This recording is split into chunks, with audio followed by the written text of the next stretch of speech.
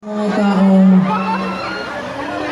hindi nila maamin yung tunay na nararamdaman nila kahit alam naman nilang dalawa na meron silang chance. Na 100% may chance kayo sa isa't isa. Wala lang kayong lakas ng loob.